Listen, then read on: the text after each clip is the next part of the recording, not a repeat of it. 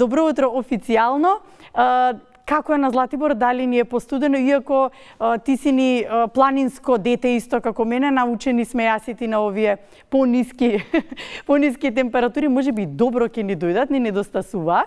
Но како е на Златибор? Како е со оние тури кои што успеавте да ги прошетате вчера, запознавање со блиска до нас култура, но запознавање и со новинари од други земји? Кои се информациите?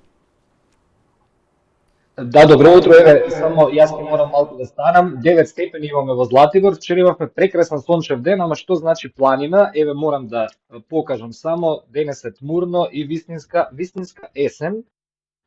Гледам дека и кај нас има дожд, тоа што го следев од колегите дописници, затоа ќе се вратам внатре на малку топло и се разбира да го презентираме на нашите гледачи денешниот извештај кој што им го подготвив. Тука сме во рамки на кампањата Доживеа Србија, како што најавив и вчера во нашето онлайн вклучување.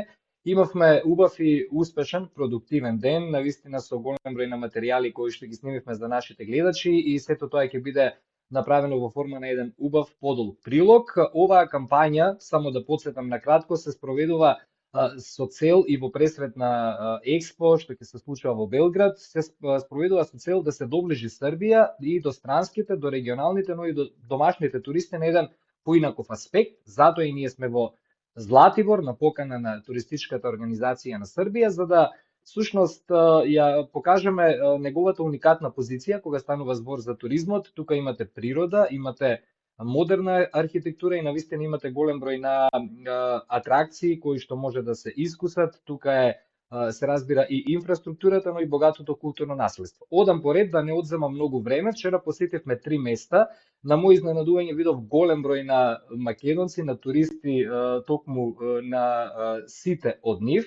Ќе ги погледнеме инсертите кои што ги подготвив. Голд гондолата е една туристичка атракција тука и интересна информација за мене беше дека е толку близко до нас, а сепак представува најдолгата, тоа е еден интересен податок, представува најдолгата панорамска гондола во светот, пуштена е во употреба во 2021 година, долга е околу 9 километри, патувањето започнува од центарот на Златибор, продолжува преку меѓустаницата кај живописното Рибничко езеро и завршува на врвот Торник на надморска височина од речиси 1500 метри. Има 72 кабини, капацитет од 800 патници на час. Во гондолата може да си направите ручек, да си закажете вечера, да уживате во убави широки пейзажи и свеж планински воздух. Овој инфраструктурен проект не само што ја збогатува туристичката понуда, туку ја нагласува визијата на Златибор како модерна планинска дестинација. Втората локација која што ја посетивме, за која што гледачите следната недела ќе добијат и повеќе детали во документарниот прилог, се наоѓа на само 10 километри од туристичкиот центар на Златибор. Тоа е пештерата Стопича, еден природен бисер кој што ја освојува фантазијата на посетителите. Влезот потсетува многу на нашата пешна во Македонски Брод, на 711 метри е надморска висина, а подземниот систем се протега на повеќе од 1600 метри. Ќе издвојам две карактеристики за оваа пештера во ова мое јавување. Позната е по кадите од бивор, природни форми исполнети со вода, кои што создаваат мистична слика по светлината на новите дигитални светла кои што се ставени низ целата пештера. Посебна атракција е подземниот водопад Извор на животот, но за жал поради сушното лето имаше многу малку вода во пештерата. Последно нешто вакво се случило во 2012 година, ете и сега. Инаку ова е една од најпосетуваните пештери во Србија со повеќе од 100.000 посетители годишно, што ја прави значајна туристичка точка, но и вистински природен споменик. И ќе завршам со резимето. Патувавме во минатото, бевме во Сирогојно. Ако нели дел од нашите гледачи дојдат на Златибор и сакаат да ја почувствуваат душата на едно традиционално планинско село, тогаш Сирогојно е вистинска дестинација, се наоѓа на 911 метри надморска висина. Ова мало место е дом на музејот на отворено, Старо село, единствениот ваков музеј во Србија.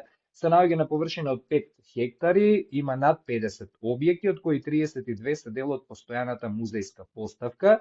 Имате куќи, стари работилници, оживување на секојдневицата на жителите од 19 век, додека автентичните предмети и алатки раскажуваат за начините на живот и труд. Ова место е познато и по своите плетени производи од волна, особено джемперите кои што станаа препознатлив белег на ова село. Јас тука ќе завршам, направив едно резиме на вчерашниот ден кој што ни беше работен, снимавме доста, имаме доста интересни материјали и убави изјави. Во ова мое јавување за денеска, верувам дека успеав барем малку да доловам сегменти од тоа што се случува тука и зошто на покана на туристичката организација на Србија престојуваме секако. Јована, ќе те поздравам, доколку нема прашања, ние се гледаме веќе во понеделник во студиото, а за следната недела можем навистина да најаваме еден убав документарен прилог од тука. Ми има прашање.